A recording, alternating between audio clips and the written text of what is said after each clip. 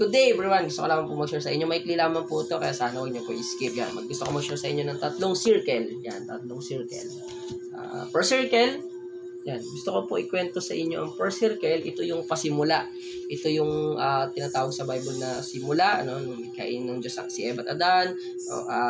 Nung likhain niya ang mundo. And dinescribe ng Diyos na sobrang good. It was good. Everything it was good. Yung tao, it was good.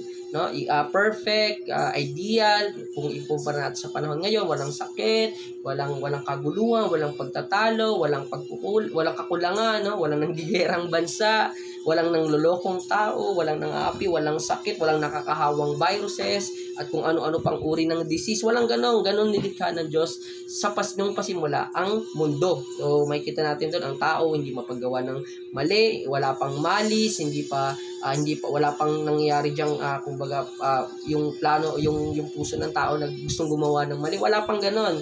And sa second circle naman, ito na yung bad news. Kasi sa second circle, dito na pumasok yung kasalanan.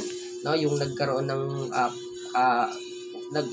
nag-disobey na ang tao, yung nagkaroon na siya ng kasalanan. So nung pumasok na yung kasalanan sa tao, nagkaroon na ng tinatawag na brokenness. Ito yung na-damage na ang ating inward and ating outward, na-damage na ang ating paligid, kasi yan ay epekto na ng mali nating puso dahil nagkasala tayo, no? And ang pinaka-worst, yung nalayo ang tao sa Diyos dahil sa kasalanan.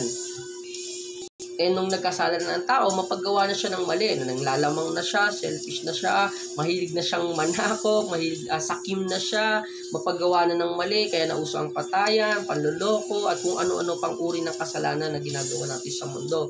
And pangatlo, ito ang magandang balita. Sa pangatlong circle, ito naman yung pagbaba na ni Jesus Christ, no? Dahil ang pagbaba ni Jesus Christ, okay, nangangahulugan na gusto tayong ibalik ng Diyos sa original or sa original nating disenyo, no? Na which is nung pasimula ay maayos ang tao, nasa Diyos siya, binabalik tayo ng Diyos sa pamamagitan ng Jesucristo dahil siya ang handog sa kabayaran ng ating kasalanan, no? Kaya nga ang gagawin lang natin dito sa second circle, dahil aminado na tayo, alam na natin na makasalanan tayo, hindi natin may tatanggi yun. Okay, ang kailangan natin na lang ay mag-repent, no? Tanggapin si Jesus Christ bilang ating Diyos at tagapagligtas. Okay, aminin natin na makasalanan tayo, wala tayong magagawa, no? Education, religion, or anything, hindi tayo kayang iligtas unless si Jesus Christ yung magligtas sa atin, no? Ang kailangan lang natin ay manampalataya sa Kanya, no? And ibabalik si Jesus Christ ang magbabalik sa atin sa original nating disenyo, which is sinless, perfect, hindi mapagawa ng kasalanan, and someday makakasama ng Diyos doon sa kaharian sa langit. So, yan ang gusto ko i-share sa inyo. And maikli lamang po. Sana pakinggan nyo ng buo. Amen. Glory to God.